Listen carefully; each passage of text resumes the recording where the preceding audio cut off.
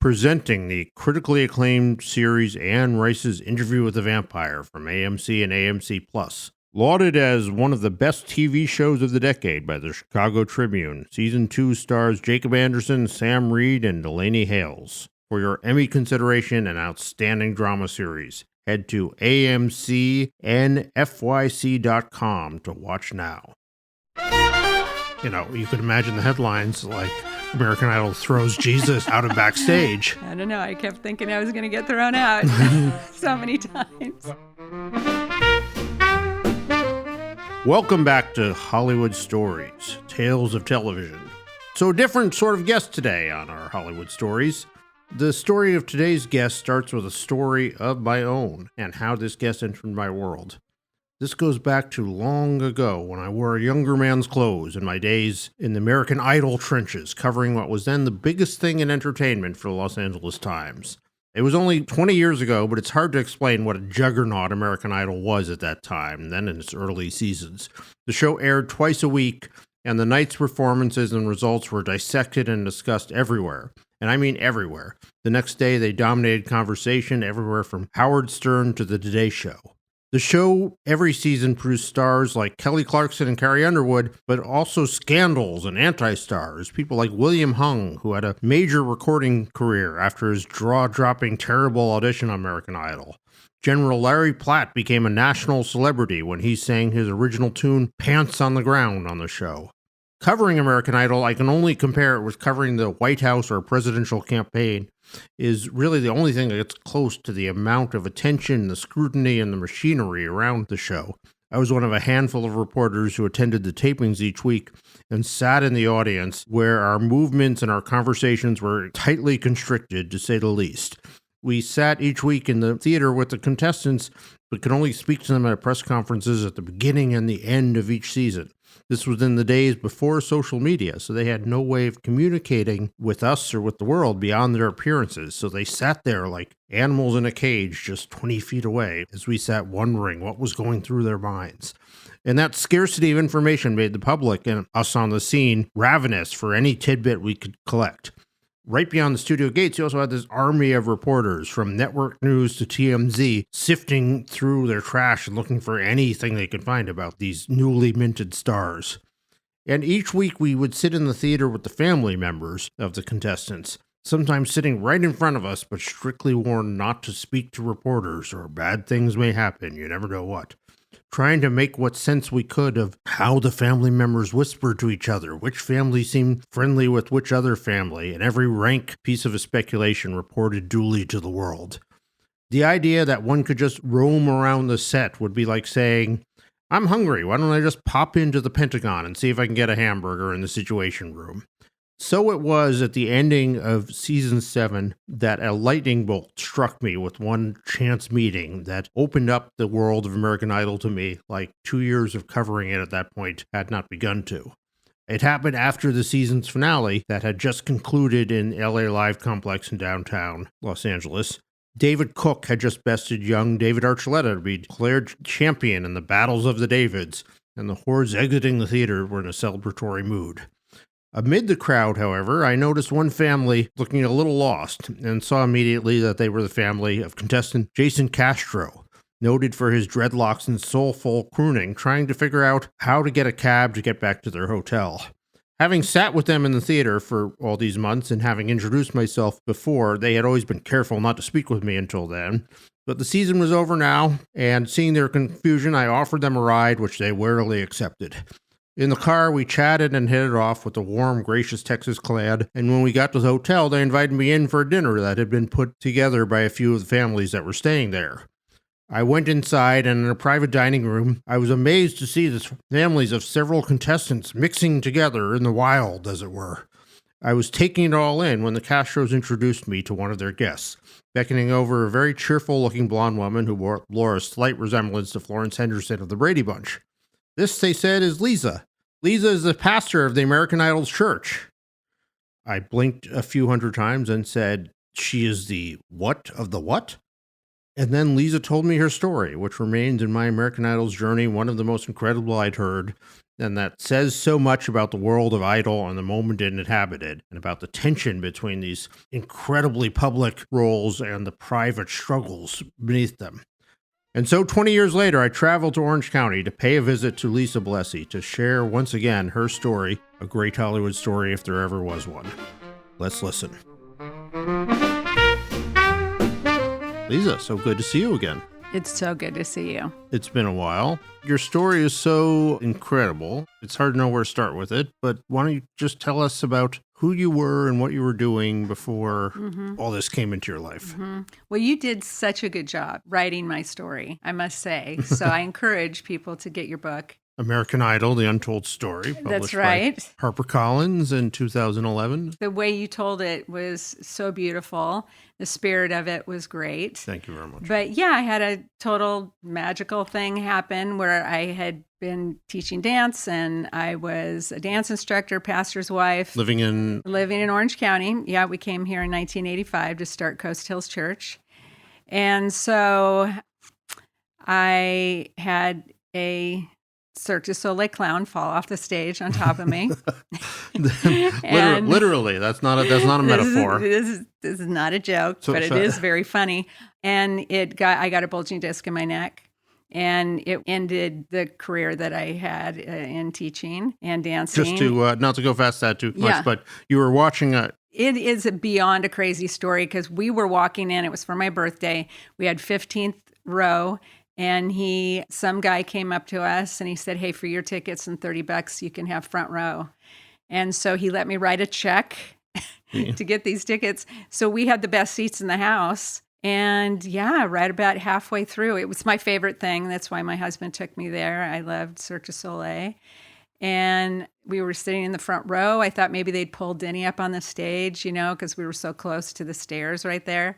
This guy came out, he was shooting fire from his arms, and he looked kind of like Darth Vader, and all of a sudden he started skipping around the edge of the stage, and I thought he was about to fly.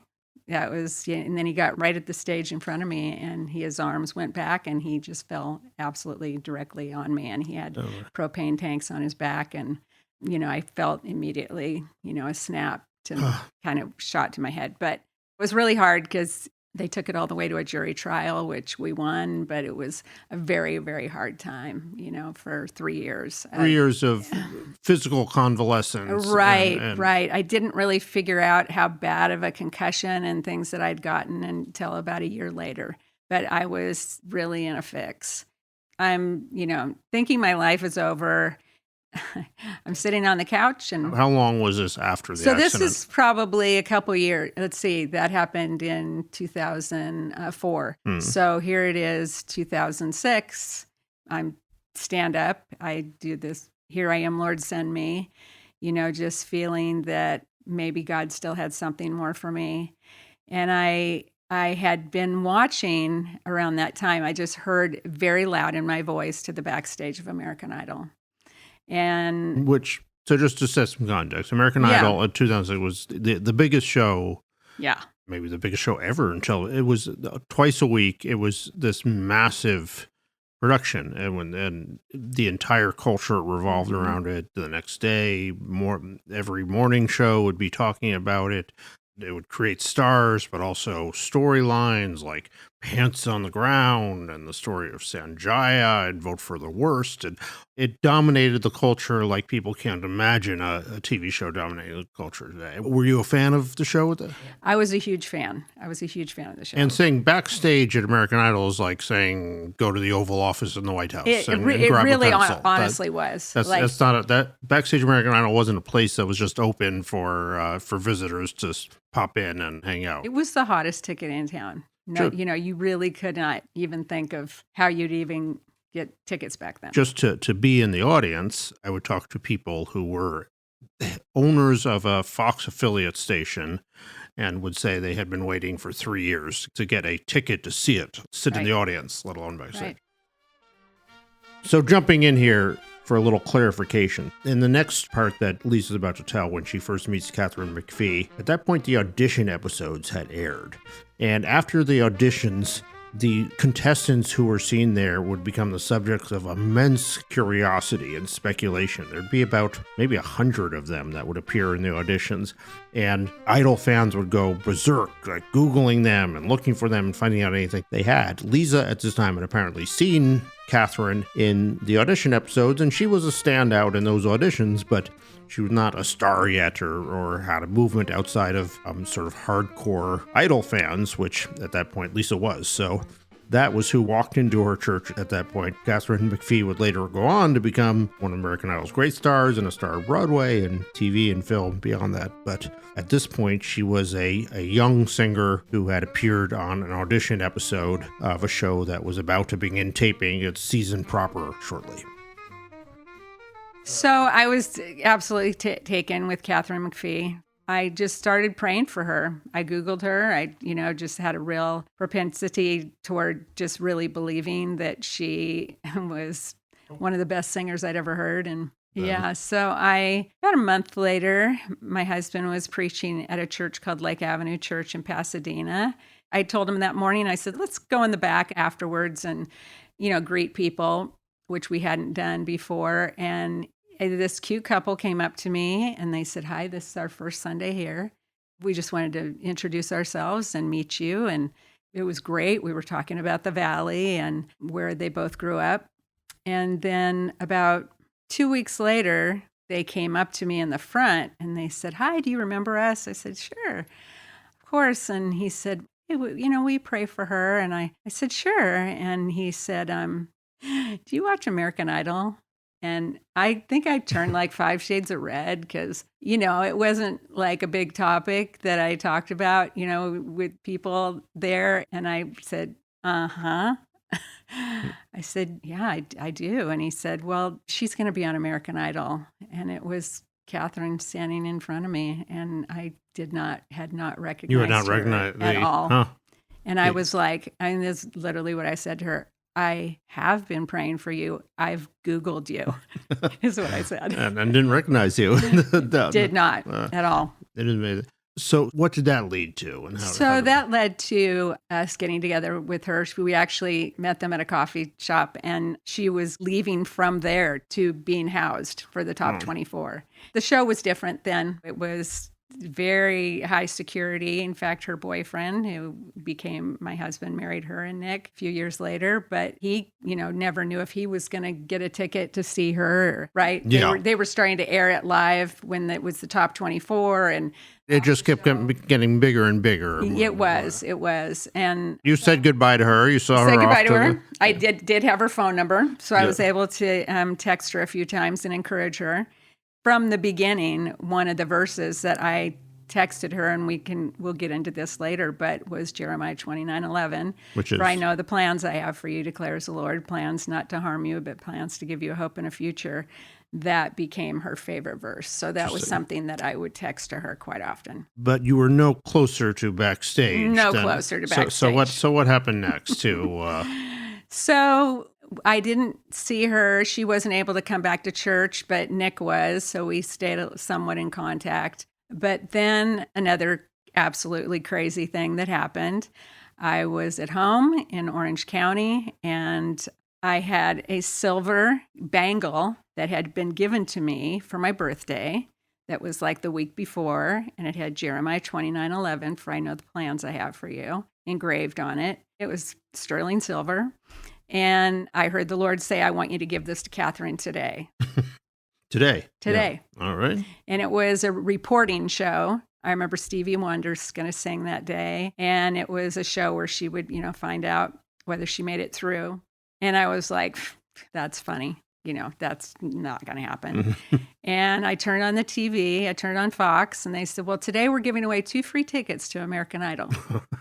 And I said, well, that's not going to happen. So I started calling anybody I knew. I called Nick to find out. He goes, no, I don't even know if I have a ticket for tonight. I called a producer friend, and he was like, Leesa, I can't even get tickets to it. And then I called my niece who works for Fox. she was like, no way, there's no way I can get a ticket. And I was like, okay, well, I tried. I mean, I'm doing everything I know. I turned off the TV. I wasn't even looking at it. About 5 minutes before the show was over, I flipped it back on, and they said, okay, the 11th caller, here's the number. The 11th caller will win 2 free tickets to American Idol. And I grabbed a piece of paper. I wrote, the number down, and I called. I don't even remember hearing it ring. And she picked it up. Hi, you're the 11th caller. Wow. I think I said, shut up to her. Oh. Like, I think I went, what?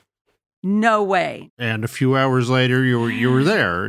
You were in the audience, which is a lot closer than being in your home, but you're still not backstage. Still not backstage. I was in the audience with you that night, I think. I went to every taping for 4 years. Right, right. So I was there, but in those 4 years, I was backstage once.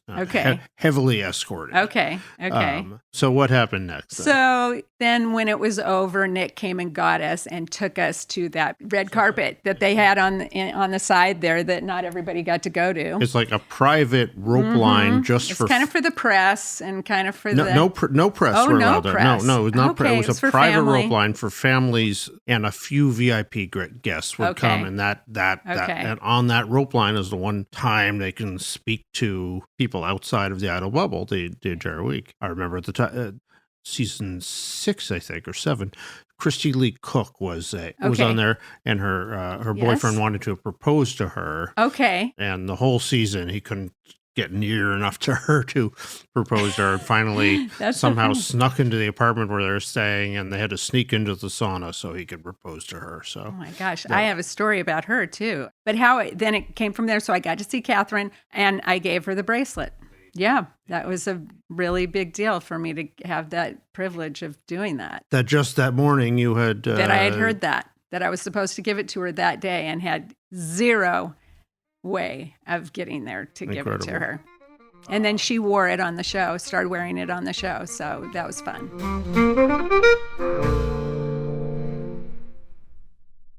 Sponsors include AMC and AMC Plus's Anne Rice's Interview with the Vampire, hailed as one of the year's most rewarding and remarkable hours of television by IndieWire.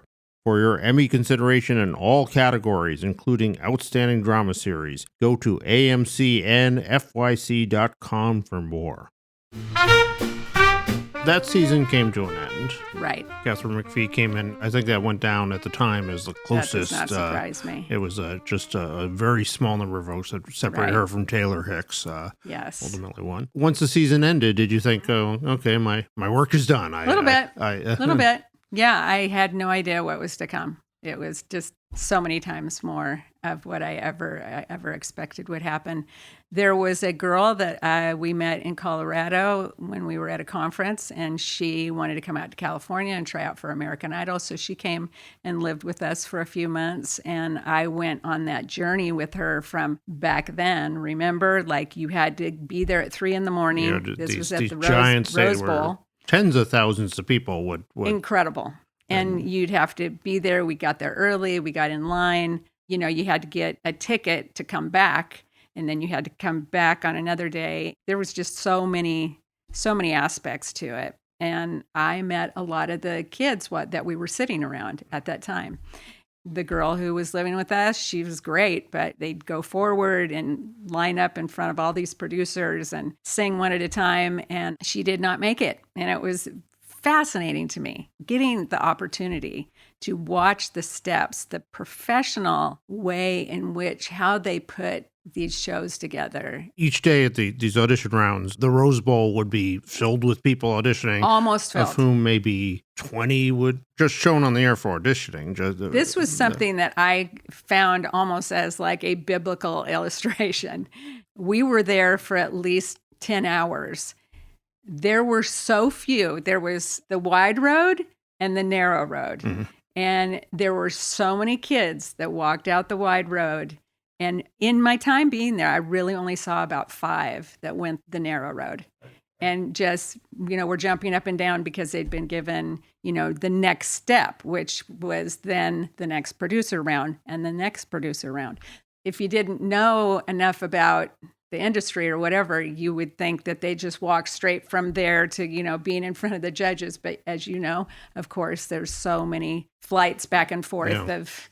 As a reporter, I would go to a couple auditions every year, a couple different cities. Yeah. These little portable video cameras. And I was always hoping, like, you're hoping to get someone that ends up, winning. Not just winning, just being on the show. Mm-hmm.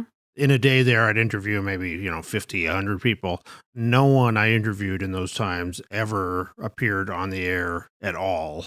Yeah. And I would search the backgrounds of my show, like maybe Taylor Hicks is in the background of one of my, and never. Yeah. There's so many people, and it's such a needle in the haystack. It really was. In all my audition tours, I never captured anyone who made it on the air at all. Yeah. Just going to break in here to establish just a little more context to this. It's important to remember how many stars emerged out of every single season of American Idol. There were the winners, but there was also every year a handful of contestants that gained large followings. Non-winners like Katharine McPhee, Chris Daughtry, Clay Aiken, and many, many others went on to significant careers in various ways, as well as dozens of others who became icons of various genres of music and performance. As the shows aired at the time, these massive fan bases just started to form, giving them names for the different groups. I think Katharine McPhee's was the McPheevers, and the Soul Patrol for Taylor Hicks and others. So what happened next? Yeah, so, that meeting those kids, we stayed friends. I used to hire the escorts for the award shows because my nephew would hire me. He did all the swag events that would happen before the Oscars or the Grammys or the Emmys. That's where the stars come to these gifting suites where they come and collect stuff. Yeah, so I kind of kept, a connection with that job. So it had gotten down to, I think, the top 13, maybe a little more than that. I'm working that day, working one of the swag lounges, and Paula Abdul walks in. One of the judges. Right. And, I loved her being a dancer. She, was somebody I really looked up to. And I just prayed about it. I said, Lord, I don't want to be crazy. And if you want me to talk to her, it just has to happen organically and just, whatever happens. So I'm standing there in one section and she comes and sits right directly next to me. We started chatting. I told her, I kind of had my whatever elevator speech of like what happened, with me and how I met Katharine and, that she asked me to pray for her and that I knew some of the kids. And we talked about some of the kids that were on for that season. And she said, will you pray for me? And so with her little crew and some of the kids, we got around in a circle at the Four Seasons, right in the middle of the Four Seasons Hotel. Yeah, I've got my hand on her head. She's so tiny, she's like 4'11". She was so sweet. Everybody went around in the circle and prayed, including her. And afterwards, we were chatting. I had another bangle on. It was, he will command his angels concerning you, Psalm 91:11. And there were things that she was going through. And, which a lot of those things were, talked about. And so we were standing there together and I gave it to her, put it on her arm. And she said, I want you at every show praying for me in the audience. Oh, wow. I want you to come as my guest and to pray for me in the audience. I'll just say for these judges, American Idol was a very high pressure place. Like it was a very tense and the expectations of every single show were brutal. So I can imagine wanting someone there on your side is potent. It was really quite extraordinary. And so we exchanged cell phone numbers and there was another girl with me, her name's Shannon, and she joined me. We went together many times, which was great because we kind of made each other brave in this situation. Because a lot of times we were just standing around with the contestants. We would head in and we would let her know that we were there. She would probably be in the middle of all kinds of things that were going on. But then they would take us to our seats. But a lot of times I was there with the contestants and Chris Sly. He was standing there with Blake. So he was a season 6 contestant had sort of big fellow with lots of big mop of the curly Fro hair. Patrol. No, the Fro Patrol. Yeah, is what Fro I think Patrol. He called exactly. himself. Yeah. And Blake was the famous beatboxer. Yes, they were darling. Blake Lewis, yes. So I said to them, I said, is there anything you guys, need or prayer for anything? And Chris said right away, he said, I've only seen my wife for 10 minutes in the last 6 weeks. He said, can you pick her up at the airport? So I said, absolutely. I picked her up at the airport. She had her cousin with her. They stayed with us because we had a place up in LA too. And then I got to kind of play his mom and be there. And they were there for 2 days, but I was there the reporting night. He was voted off that night, and they thought I was his mom. So the camera came straight in on me. So it happened about 4 times. When someone was voted off on American Idol, the pressure week to week. So it was the first time you went through that journey. What was that like? It's very nerve-wracking because I was excited because he made it into the top 10, which meant he got to go on tour, which absolutely changed his life to be able to get to go on tour. That was a big thing that everyone tried to really get to. Big deal. Get to that top 10. The top 10, yeah. Yeah. And so it was Jordin Sparks' year. And so I got to go to the after party where they would go to Booba de Beppo, right? Mm-hmm. On the Universal. Right. That most city there. Secret after party. Yes, the secret after party. I only learned about that existence like a year or so later. That there was this secret Buca de Beppo. Right. So what was that? So you were suddenly... So we I took his wife and his cousin, and then we went over there and got to be in on where they all, they talk about, they say their nice things, to him, and they have this great meal, but it's very relaxed and such an opportunity. So I was going around, I had a ticket that the kids were signing for me. And I started talking to Jordin Sparks, and she was a believer, and we talked about Katharine. That was one of her favorite verses, was Jeremiah 29:11. What was interesting from that was I had a friend design a website that was secret. Hey there, breaking back in again, just to make it clear, at this point, American Idol Ministries had morphed from not just an idea of Leesa's into something quasi-official, with a website and literature, their primary purpose being to offer services, prayer and counsel, but also financial and logistical support to Idol contestants and, more important, to their families. The website is AI Ministries. Right. And do I still have it? Does the site still exist? I think it does. I think I still have the domain name. And with the secret URL, people could find the site. And what was on the site? I think it told maybe a little bit about my story and about the story of if they, were needing some help. Because what I learned was how hard it is.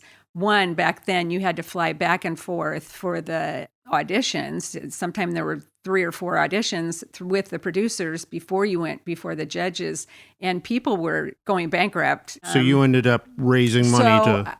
We mostly spent our own money, but it ended up in the long run helping people with gas money, with hotel stays. I had over 100 contestants and their family members live with us over 8 seasons. It ended up every year.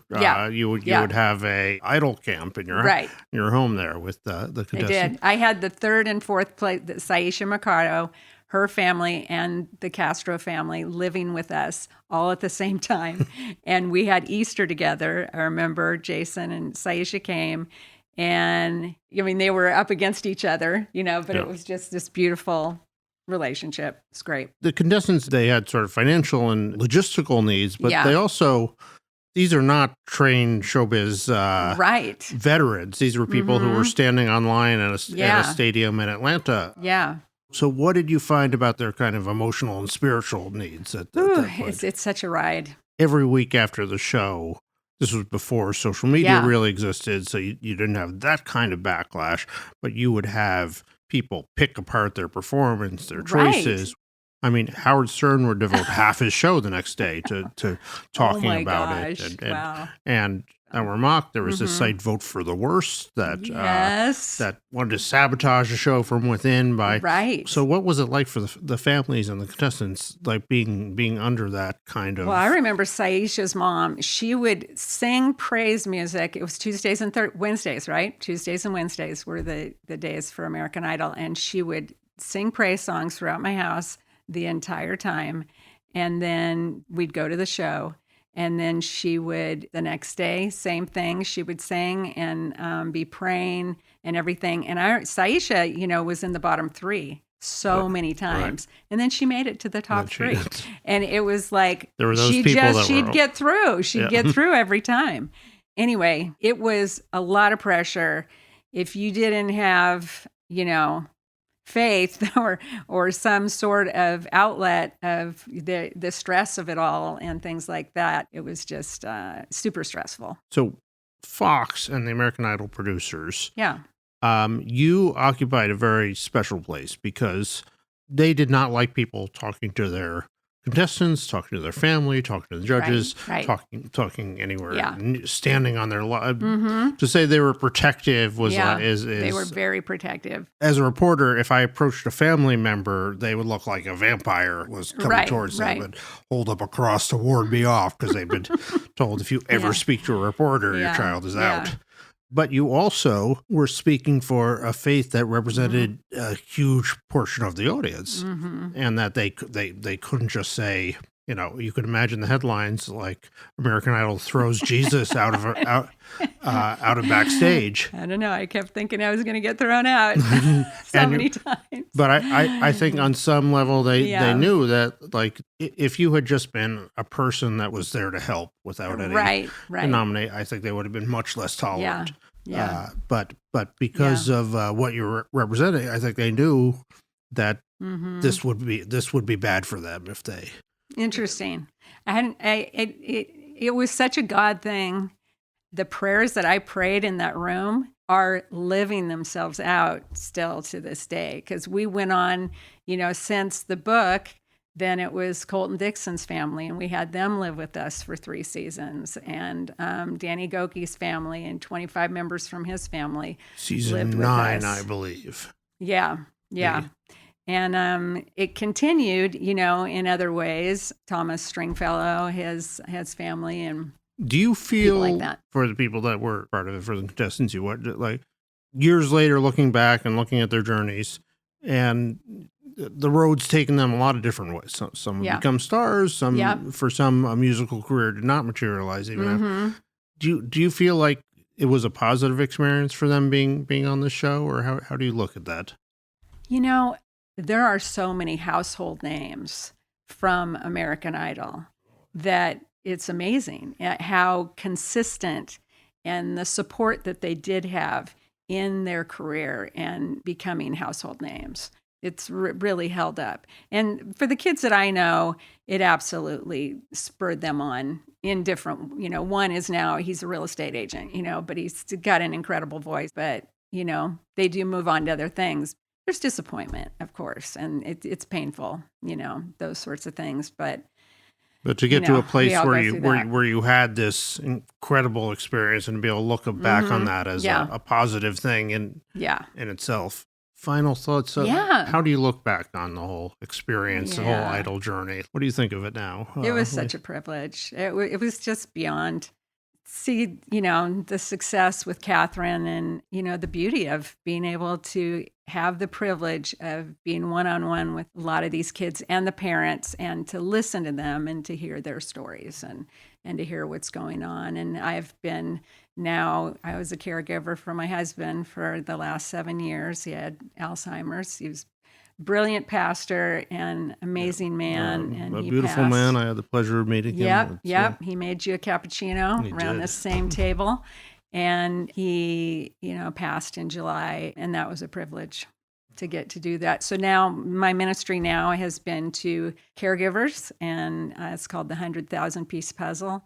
But I'm still very open to, really helping the kids on the show. Yeah, that would be fun for me. You're a special part of what was an amazing journey for me too. So thank you. And thanks for sharing it one more time. Yeah. thank you for putting me in the book. It was really Yeah. special. Special to me, too. God bless you. All right.